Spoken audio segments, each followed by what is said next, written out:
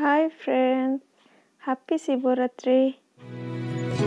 समस्त को शिवरात्रि बहुत सारा शुभकामना।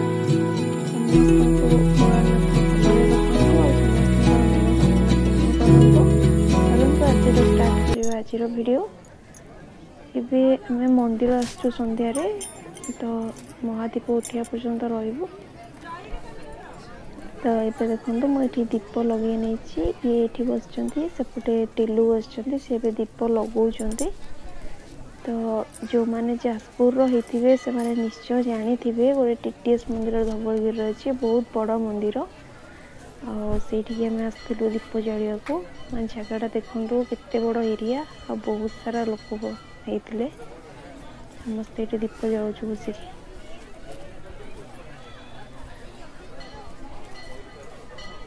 ये भितर यज्ञ होची तो मैं तो बहुत माने ऊपर बस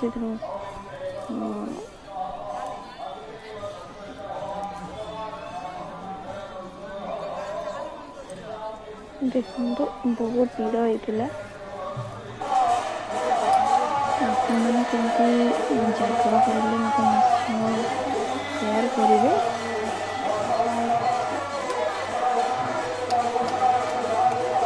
तो मंदिर को कितने सुंदर सजा बहुत ही भल लगे। ये महादीप उठा तो देखते महादीप केमती उठा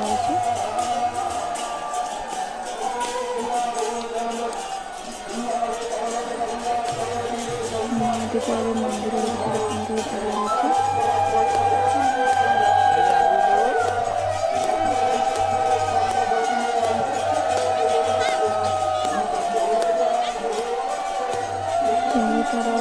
मंदिर चारिपटे बुलिए मंदिर ऊपर को उठा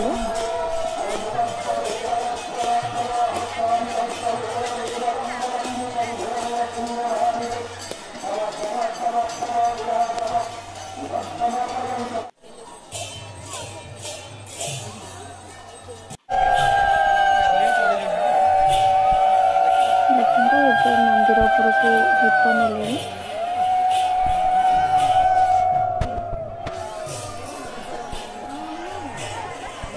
आपण मान जूम करके देखिए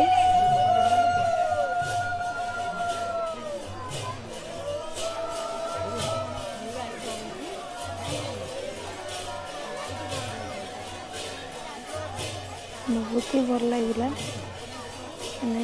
जागर उपास रही दीप जाड़ा तार किसी अलग एक्सपीरियंस है।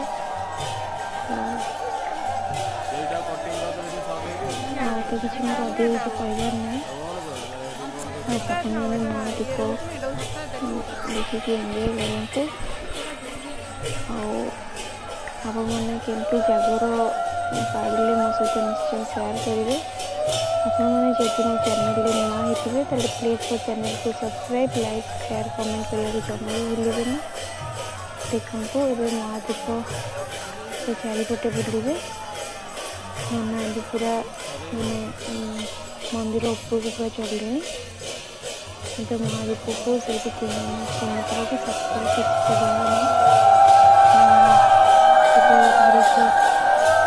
बुलिला पर महादीप रखिए।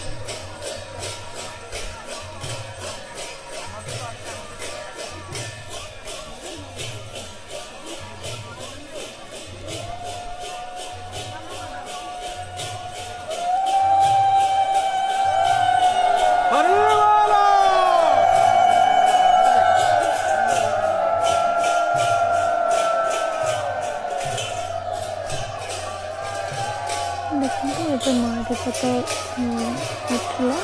ଏବେ ଆମେ ସମସ୍ତେ ଘରକୁ ଯାଇପାରିଲୁ। ତାପରେ ମୁଁ ଶାଗୁ ପଣା ଟିକେ ବନେଇଥିଲି ଆଉ ତାକୁ ରାତିରେ ପିଇକି ସମସ୍ତେ ଶୋଇଲୁ। ଶାଗୁ ପଣା କେମିତି ବନେଇଲି ମୁଁ ଆପଣମାନଙ୍କ ସହିତ ନେକ୍ସଟ ଭିଡ଼ିଓରେ ସେୟାର କରିବି। ଏଇଠି ମୋର ଭିଡ଼ିଓଟି ମୁଁ ରଖୁଛି। ଆପଣମାନଙ୍କୁ ଯଦି ଭିଡ଼ିଓଟି ଭଲ ଲାଗିଥିବ ତାହେଲେ ପ୍ଲିଜ୍ ସବସ୍କ୍ରାଇବ୍ କରିବାକୁ ଜମା ବି ଭୁଲିବେନି।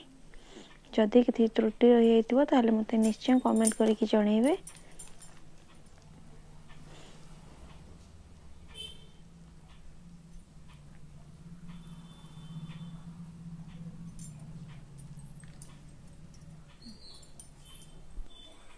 ମୋର ଶାଗୁ ପଣା ରେଡ଼ି ହେଇଯାଇଛି।